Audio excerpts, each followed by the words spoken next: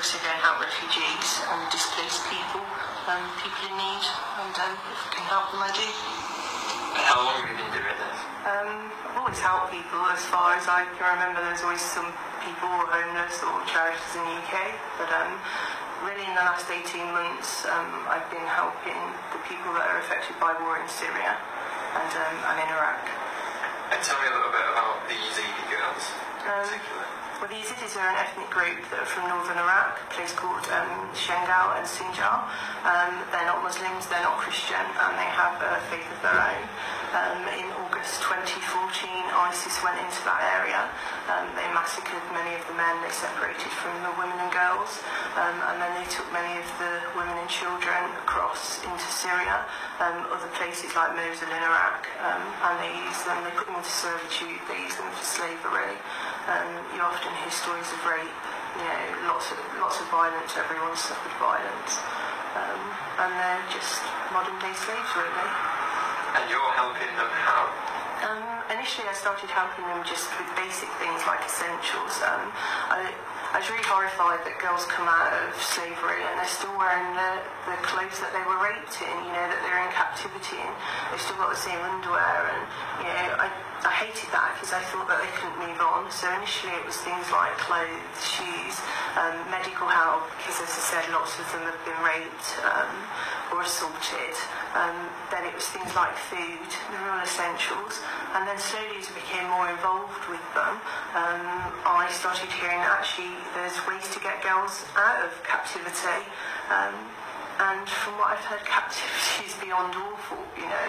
It's really, I've heard horror stories, but it's really, you can't comprehend what happens to these women and children just because of their ethnicity.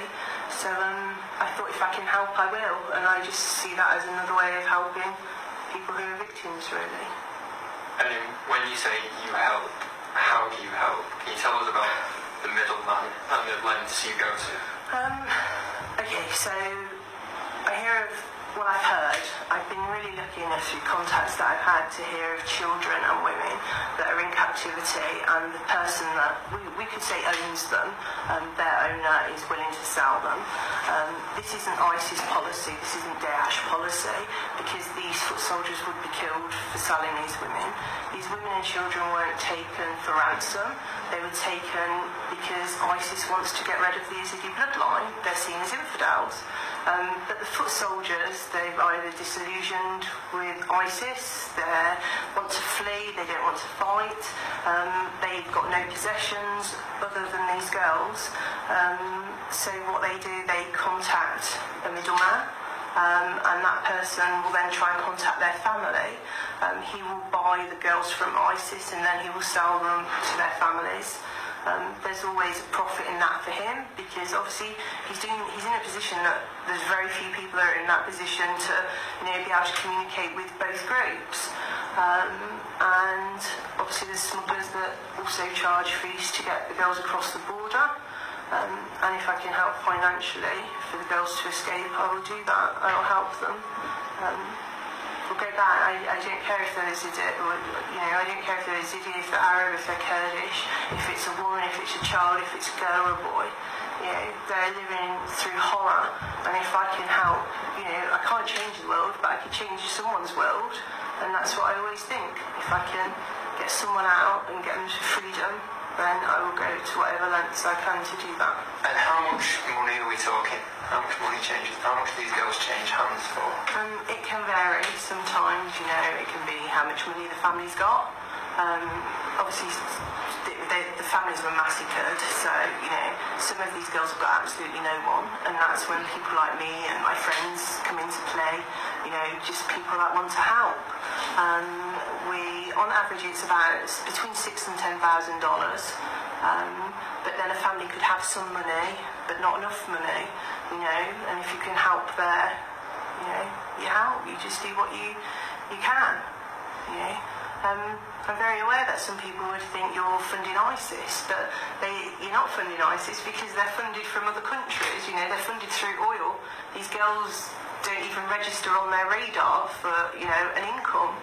You're not funded the organisation, you're paying someone that feels that he has a right to sell these people and a right to own them. And if he wants to spend that money to get off his head or go back to where he came from, or crawl under the rock, then that's his choice, you know. But I don't feel that I'm arming ISIS. I don't feel that I'm helping them as an organisation. I don't feel that at all. And how many girls over how long a period have you helped?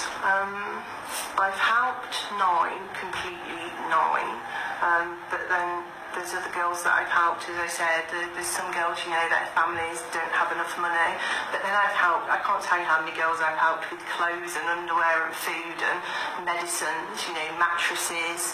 I couldn't put the number on that of how many I've helped. But I don't just help the Yazidis, you know. To me, as I said, it doesn't matter if it's an Arab or Kurd. I don't care about gender or ethnicity or, you know, nationality. It's just human. It's humanity, just helping another human. And you're putting yourself in what people would say is quite a dangerous situation. How often do you think about that yourself? More so recently, you know, the troubles that are happening in Turkey. Turkey's never been a safe country, and I'm always very aware that my passport gives me no, you know, protection within that country. But when I've been there this year, you know, there's lots of bombings. When I was there in February, I was so naive, I was looking for the fireworks and it was the bombs in the background. You know, very, very recently when I've been there in the past 3 weeks, there was a bomb just 5 minutes from the camp, the Yazidi camp, you know, a road that I pass often. A checkpoint that I'd walked through a few hours before, there was a bomb that killed 4 civilians. So it's becoming more apparent that, you know, the tension within that area, that region. Yeah, there was a coup recently in Turkey.